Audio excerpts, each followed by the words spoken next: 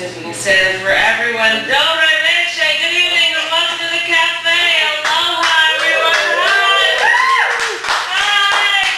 It's great to see everyone, and I don't see them around for our wonderful host, Baki Nasisina Ave. Yeah, exactly. Thank you so much. It's a great evening. Thank you guys. Thank you so much. Hoo-ha. What? Exactly. I'm like, and I don't have my beard to be going on, but I'm like, whoa! But I can still be drinking. Trust me, I can do it. Trust me. We've got a phenomenal feature this evening. And what I'm really double plus fascinated with is if you go to chaoticarts.org/thecafe, you can get info about our feature, or you can get onto a podcast, a weekly podcast. I said to someone earlier, I might say it later on, average about, from what I've seen, 100 hits a week for podcast stuff, which is really cool, especially for our upcoming feature. Wayne Allen Show is here!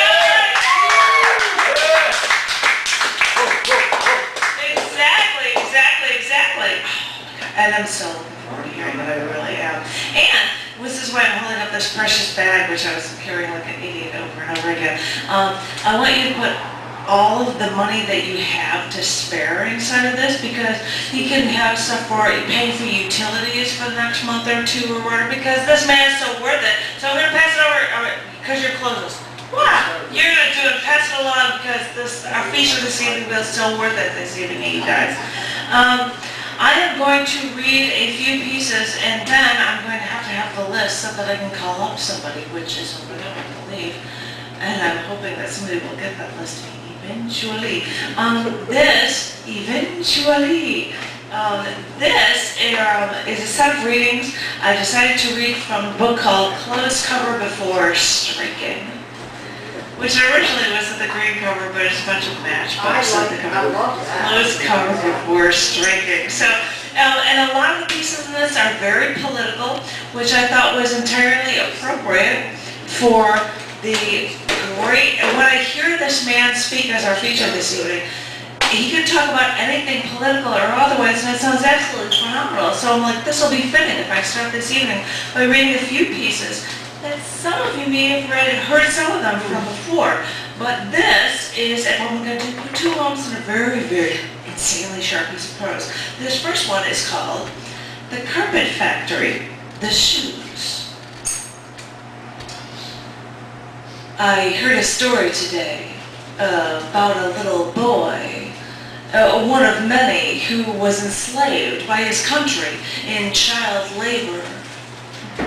In this case, he was working for a carpet factory. He managed to escape. He told his story to the world. He was a hero at 10. But the people from the factory held a grudge, and today I heard that the little boy was shot and killed. He was 12.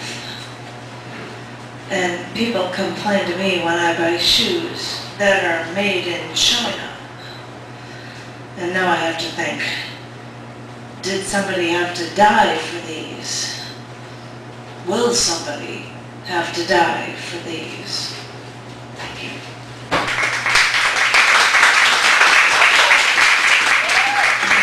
Yeah, thank you, because a lot of pieces in the book, thank you for a bit, when because they're, anyway, and actually that was said in one of the intros for it, was that these are things that will just make you think, and so this is another one that is like that, and this one is called Taking Up the Brain.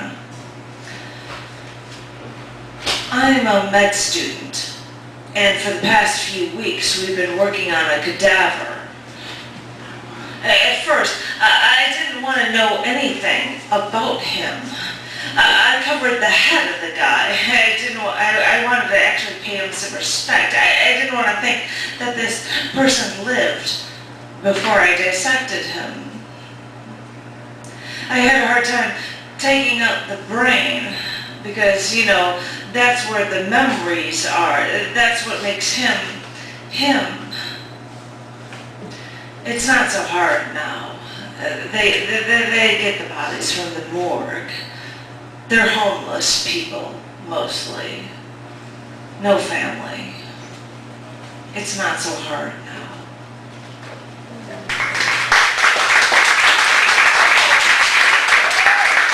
That's a whole nother story. Isn't it though? Isn't it though? So I'm going to end this with a That's all she writes.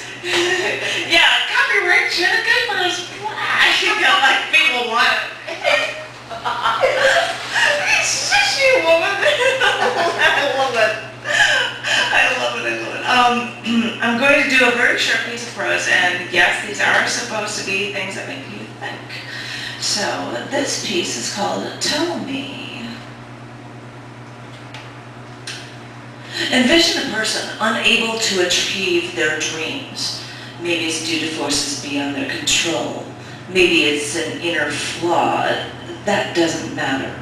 Just envision a person that has a dream in life and can work as hard as they can all of their life, but never be able to achieve it. They are doomed to never getting what they think they want from life. Now envision another person who has the power and manages to achieve their goal. And they realize that achieving the goal didn't make them happy. And so on to the next goal. And they work harder and harder, and they manage to achieve that goal as well. And achieving it didn't make them happy either. And then all they do is do this over and over again until they realize that they will always be unhappy all of their life. That all of their goals that they achieve, they will never make them happy. And they are doomed to this life of everyone admiring their successes, but feeling miserable because nothing is capable of making them happy. Which of these people have it worse? The one who never gets their dream? But the concept of a dream exists, and it doesn't to the person who destroyed their dream by achieving it. Is the second one better off, at least, because they can have wealth and admiration? But they aren't happy with what they achieve. In fact, they're irritated by the fact that other people analyze them so much with their life, and they think they're so wonderful. They have no hope. But did they ever have hope while trying to achieve any of those dreams or goals in the first place? Why am I even asking these questions? I've been trying to figure these questions out for myself. If someone has any idea, someone, anyone, tell me.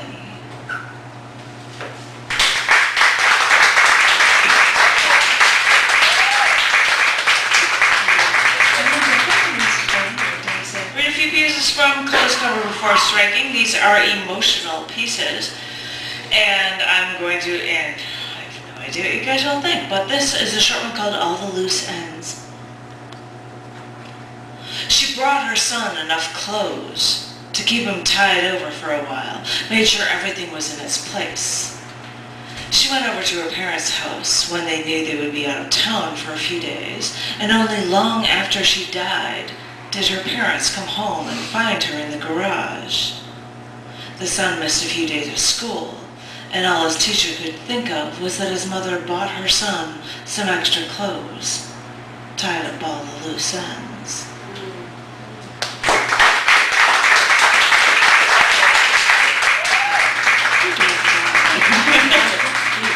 But this is the emotional book poem, and they're supposed to make you think. This one is called Filled with Such Panic. I heard a woman jump from the John Hancock building, 50-something floors. I work on the 32nd floor of the Civic Opera building. It's older than the John Hancock, and we have regular windows there. You see, the John Hancock has bulletproof windows that don't just open up, whereas we have windows that we can just slide up and down, like the ones you have in your own home. Sometimes I open the window, stick my head out, and look out on the street. The wind is so strong when you're up that high. Sometimes we spit out the window.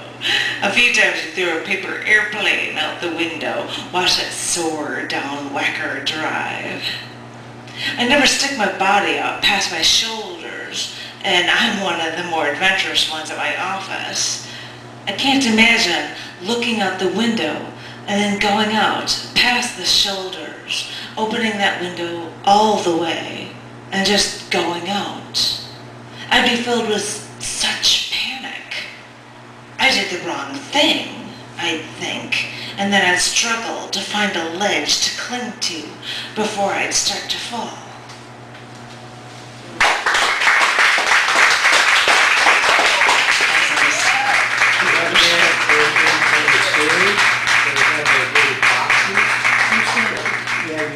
You stand in the box and you like looking down and out in space. And there isn't glass? No glass, that's all. But there's glass there. It's like versus just sticking your head out the window where you feel like wind ripping Well, by there's you. one of them that doesn't have glass on the bottom, but you don't know what it is until you step on it. Cellophane. It's a population control. Exactly. It's in the Darwin wing. Are those Darwin Award winners? Probably. What kind of meeting is this turning into? As I read before, two poems and then one prose piece, I'm going to read one other prose piece. It's entirely different from the others, and this is called Leaving for Work. You're walking down the street. It's morning, and a man tries to mug you with a knife. It's a nice street, you're thinking. There's no litter here. The garbage day is the same day as your sister's in the suburbs. How strange. You pause. You don't know how to react to actually this mugger guy. And then another guy walks up behind you, another regular Joe. He's not with the mugger guy trying to jump you. He's just walking down the street, probably on his way to work like you. So then this mugger then tries to mug him too. So the other guy pulls out a gun, a regular Joe, and this lady from the house down the street calls 911, and you're thinking to yourself, why does this regular Joe have a gun? And who should you be more scared of as you're sitting there on the street? So then the police come in like 2 minutes, and you're safe then. And the mugger guy is still there, and then the Joe with the gun is keeping him there by holding this gun to him. And so then you're just talking to the officers, and then the other officer on the scene sees the mugger guy stab the regular Joe, the guy with the gun, and then tries to wrestle him for the gun. The mugger guy then shoots the guy with the gun while they all in that struggle, and that other cop, shoots the other guy, and he kills the mugger, and you're just standing there on the street, less than 10 feet away from all of this, and all this just happened right in front of you on the street, right in front of you, and you didn't even get to say a word. Who is dead? Who is alive? What just happened? Are you scared? This is America, you think, and you don't know whether to laugh or cry as you hear a car engine start, and you look, and just a few cars away, a person is leaving for work.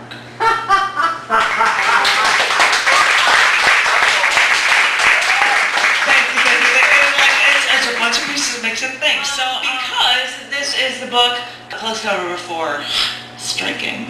It's stuff that's supposed to make you think, and all of these pieces are supposed to be, if you do that, I'll do this really quick. I've got a few pieces here. This one is called Accounts for the Need of Gun Control.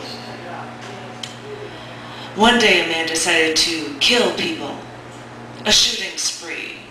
So he went into a gun shop, picked up a pair of assault rifles, a number of rounds, each of 100 bullets. And he bought these things. He didn't need a permit or a license, just walked in and out. And then he went into an office building to take out his revenge on the world. My wife was there. Took 5 bullets in the back. I wonder if she suffered before she died.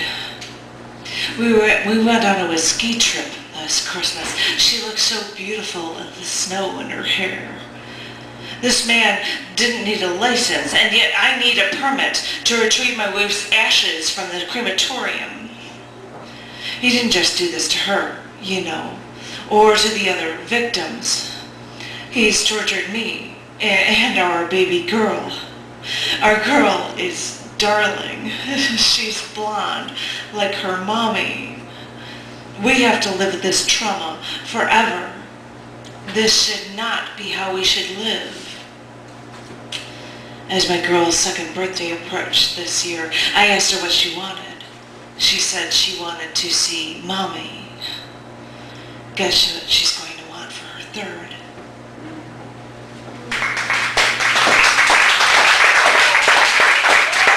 I know, it's hard to but that's the point. This one is called Me or Him. Yes, there's a whole section here about gun violence. This is what you're getting. This is the section I'm pulling it from. So whether or not I believe all of these things right now, but I'm just giving you the... Do you produce this book? I produced this book. This is the second printing of it. It is just out. It was originally in a neon green cover, and now, because it's still closed cover before striking, yes, it matches. Janet, do you have like certain themes or? In this one, there was a violence issue, but there is humor in this as well. I just happen to be pulling these things out at the beginning. There's things about Mom, and there's short stories, and there's essays, but I'm just going from the beginning, and I'm doing these whole things together. And if anybody's interested, it's available for sale, or if somebody wants to buy this copy off of me, because I guess I can get rid of it, I'd be happy to, because I like that. I don't know. This is called, I'm going to shut up. This is called Me or Him. Someone pulled a gun today, opened fire on a crowd. I suppose it's nothing new. We've all thought of doing it before. What stops us? What makes one man decide life is so worthless, decide that he is so angry, that the consequences don't matter anymore? What makes him different from us? All he does is do what we've never thought we could. Who is more crazy, the one who acts on their violence or the one who holds it in? I've thought of shooting people before. Of course I keep that locked away inside of me. I don't act on my impulses. Of course not. But who is more crazy, the one who acts on their violence or the one who holds it in? Who is more crazy, me or him? I'm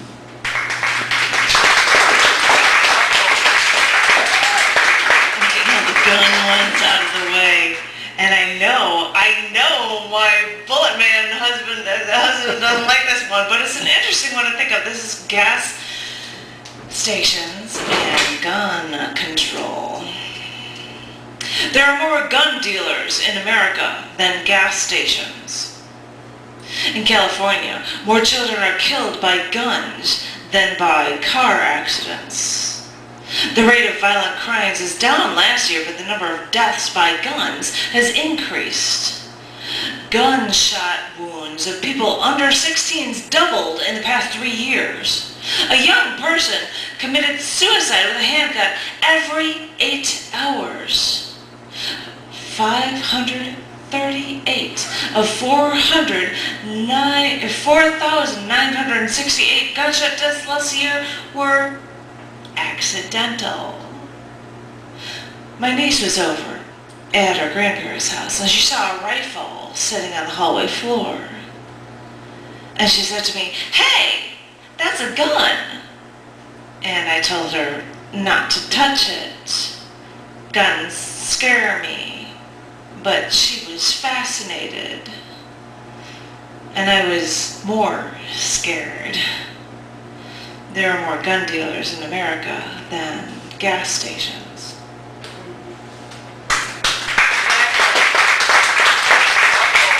But these are interesting to read at the same time because people have beliefs and they're fascinating to hear. And so this was a short one, totally different, about violence, but not about, it's not about guns. This one is called Domestic Violence in America, Nashville, Tennessee. And this one is about the stick. There's a couple of films. So this is a stick reference poem of domestic violence in America. According to accounts, her husband allegedly locked her and their 4-year-old son in their house for about 40 hours. They were essentially hostages. The husband then allegedly beat the woman while the son watched. This was the stick he allegedly used to keep her in line. It looks like a metal broom or mop handle. It's hollow, and you see here is the bend in it from the hitting. The bend looks like a twist of a garden hose. And this bloody knit glove, it was tied here at the end of the stick so that when he allegedly hit her, he didn't scar her. Isn't that funny? You can tell that the son was there for it all, too. He doesn't talk much at all, but he never leaves his mother's side. She limps down the hallway now, and he follows.